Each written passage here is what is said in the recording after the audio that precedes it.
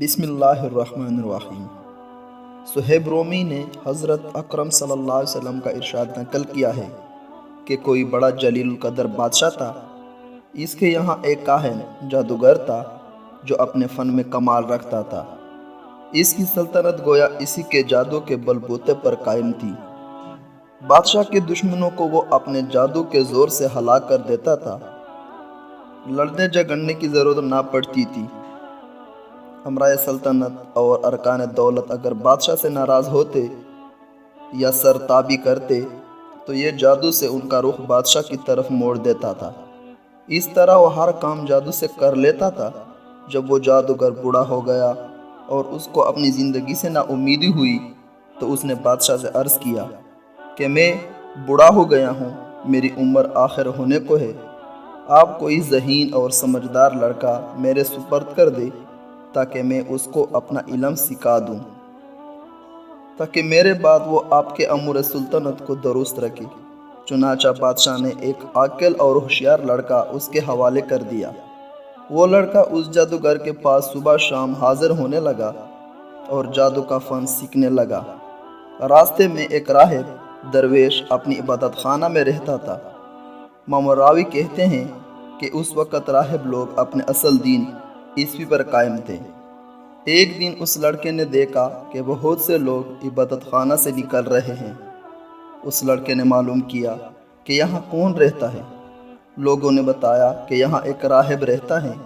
یہ سن کر وہ لڑکا بھی اس راہب کے پاس پہنچا اور اس کی باتیں سننے۔ راہب کی باتوں سے اس کا قلب متاثر ہوا۔ راہب نے اس لڑکے کو دین حق اور توحید کی تعلیم دینی شروع کی اور لڑکا ایمان لے آیا۔ یہ لڑکا جادوگر کے پاس جاتے ہوئے راستے میں راہب کے پاس ٹھہر جاتا تھا اور دیر ہو جانے کی وجہ سے جادوگر اس لڑکے پر غصہ ہوتا تھا اور زد و کوب کرتا۔ لڑکا کہتے تھا کہ مجھے گھر میں دیر ہو گئی۔ آخر جادوگر نے بادشاہ کے پاس شکایت کی۔ بادشاہ نے لڑکے کو تاکید کی کہ ساحر کے پاس سویرے پہنچا کرو۔ اس کے درباریوں نے کہا کہ یہ لڑکا سویرے گھر سے آتا ہے، راستے میں دیر کرتا ہے۔ تو بادشاہ اور ساحروں نے یہ خیال کیا کہ کیل میں لگ جاتا ہوگا، اس لیے دونوں نے لڑکے کو خوب تنبیہ کی، لیکن لڑکا درویش کے پاس جاتا رہا۔ ایک دن یہ لڑکا راہب کے پاس سے بادشاہ کی طرف واپس ہو رہا تھا۔ کیا دیکھتا ہے کہ کسی مہلک جانور نے راستہ روک رکھا ہے۔ لوگ ادھر ادھر رک کے کھڑے ہیں۔ لڑکے نے دل میں خیال کیا کہ آج امتحان لیتا ہوں کہ راہب حق پر ہے یا ساحر حق پر ہے۔ یہ خیال کر کے اس نے ایک پتھر اٹھایا اور یہ کہہ کر اٹھایا کہ اے خدا، اگر اس راہب کا مذہب حق ہے تو اس پتھر سے اس جانور کو ہلاک فرما۔ اور وہ پتھر اس کو مار دیا اور جانور اس سے فوراً ہلاک ہو گیا۔ لوگوں نے یہ واقعہ دیکھا تو کہنے لگے کہ اس کو جادوگری میں کمال حاصل ہو گیا ہے۔ لڑکے کی ہر جگہ تعریف ہونے لگی اور اس کی خوب شہرت ہو گئی۔ آہستہ آہستہ یہ خبر راہب تک بھی پہنچ گئی۔ اس نے لڑکے کو تنہائی میں بلا کر کہا، بیٹا، تجھ کو اللہ تعالیٰ نے بزرگی و کمال سے نوازا ہے۔ میں جانتا ہوں کہ تیرا مرتبہ بہت بلند ہوگا اور تو کسی آزمائش میں مبتلا ہوگا، لیکن یاد رکھنا میں بہت کمزور اور بوڑھا ہوں، کسی کو میرا پتہ نہ دینا۔ لڑکے سے قول و قرار لے کر راہب مطمئن ہو گیا۔ ادھر راہب کی صحبت اور انجیل مقدس کی تلاوت و اتباع کی برکت سے اللہ تعالیٰ نے اس لڑکے کو ولایت عظمیٰ سے نوازا، یہاں تک کہ کوڑی، مادرزاد نابینا اور لا علاج مریض اس لڑکے کی دعا سے شفایاب ہونے لگے۔ لڑکا خوب مشہور ہو گیا۔ اس شہرت کو سن کر اس بادشاہ کا نابینا مصاحب اس کے پاس آیا اور خوب تحفے نذرانے پیش کر کے عرض کیا کہ مجھ پر بھی توجہ فرمائے اور میری آنکھیں بھی اچھی کر دیجیے۔ لڑکے نے کہا کہ مجھے کوئی نذرانہ ہدیہ درکار نہیں اور شفا میرے ہاتھ میں نہیں ہے، اللہ تعالیٰ دینے والا ہے۔ اگر آپ اللہ واحد اللہ شریک پر ایمان لائے، شرک و بت پرستی سے توبہ کر لے تو اللہ سے دعا کروں گا، پروردگار عالم آپ کی بینائی واپس عطا فرمائیں گے۔ وہ اندھا اسی وقت مجلس میں مشرف با ایمان ہوا اور لڑکے نے دعا کی اور اس کی آنکھیں روشن ہو گئی۔ معمول کے مطابق جب یہ شخص بادشاہ کی مجلس میں حاضر ہوا تو بادشاہ کو اس کی بینائی پر تعجب ہوا۔ اس سے معلوم کیا کہ میری مملکت کے تمام معالج تیری آنکھ کے علاج سے عاجز ہو گئے تھے، آخر تجھ کو کس سے شفا حاصل ہوئی؟ مصاحب نے کہا کہ میرے پروردگار نے اپنی قدرت سے مجھے بینائی عطا فرمائی ہے۔ بادشاہ نے کہا کہ میرے سوا تیرا پروردگار کون ہے؟ مصاحب نے کہا کہ میرا آپ کا اور اس ساری کائنات کا پروردگار وہ اللہ ہے جس نے ساری مخلوق کو پیدا کیا۔ بادشاہ غضبناک ہوا اور اس مصاحب کو سخت سزا دی اور پوچھا کہ یہ عقیدہ تجھ کو کس نے سکھایا؟ سختی سے گھبرا کر اس نے لڑکے کا نام بتا دیا۔ بادشاہ نے لڑکے کو بلایا اور کہا کہ تجھ کو میری پرورش اور میرے جادوگر کے فیض سے یہ کمال حاصل ہوا ہے۔ لڑکے نے کہا کہ میرے اور آپ کے جادوگر کے ہاتھ میں شفا نہیں ہے، یہ اللہ کی قدرت پر موقوف ہے۔ بادشاہ سخت ناراض ہوا اور اس کو کڑی سزا دلوائی اور کہا یہ لڑکا بہت غائب رہتا تھا، معلوم ہوتا ہے کہ یہ کسی جگہ جاتا تھا، وہاں اس کے خیالات بدل گئے۔ جادوگر نے دربار میں حاضر ہو کر عرض کیا کہ یہ لڑکا مدت سے غائب ہے، میرے پاس نہیں آتا۔ بادشاہ نے کہا سختی سے پوچھا جائے کہ یہ مدت سے کہاں رہا اور کس کے پاس آتا جاتا ہے۔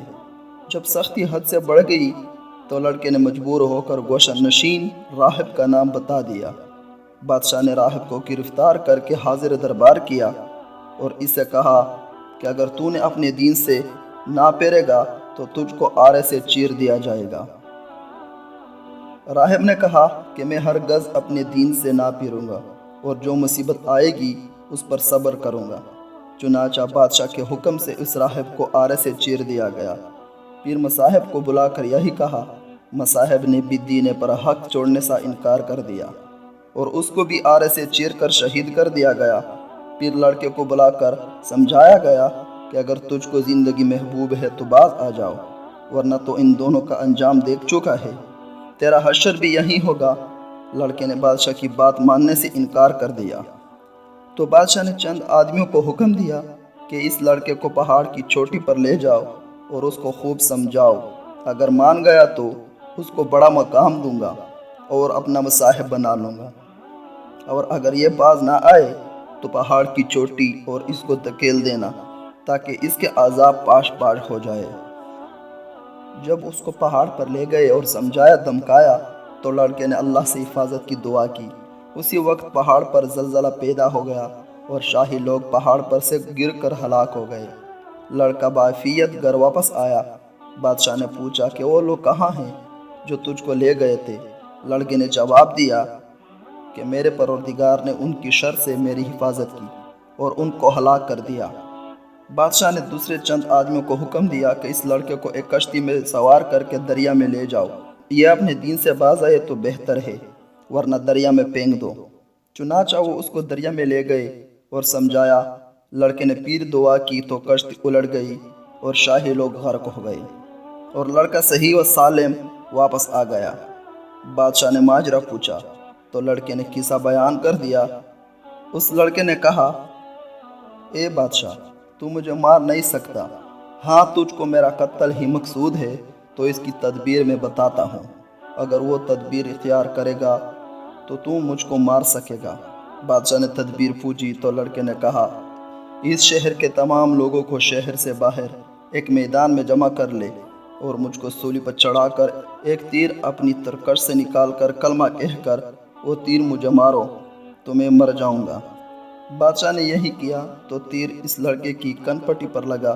اس لڑکے نے اپنا ہاتھ کن پٹی پر رکھ لیا اور یہ کہتا ہوا شہید ہو گیا کہ میں اپنے پروردگار کے نام پر شہید ہو کر کامیاب ہو گیا۔ اور اس واقعہ کو دیکھنے پر تمام لوگ نے بآواز بلند کہا کہ آمنا برب ھذا الفلان، آمنا برب ھذا الفلان۔ یہ بات سن کر بادشاہ نہایت غضبناک ہوا اور شرمندگی سے چل اٹھا اور خندق کھدوا کر اس میں آگ دہکانے کا حکم دے دیا۔ چنانچہ خندق میں آگ دہکائی گئی، اس کے کنارے پر آیان سلطنت کرسیاں بچھا کر بیٹھ گئے اور سب کو حاضر ہونے کا حکم دیا اور کرندوں سے کہا کہ سب سے معلوم کرو، جو اپنے دین سے نہ پھرے اس کو آگ میں ڈال دو۔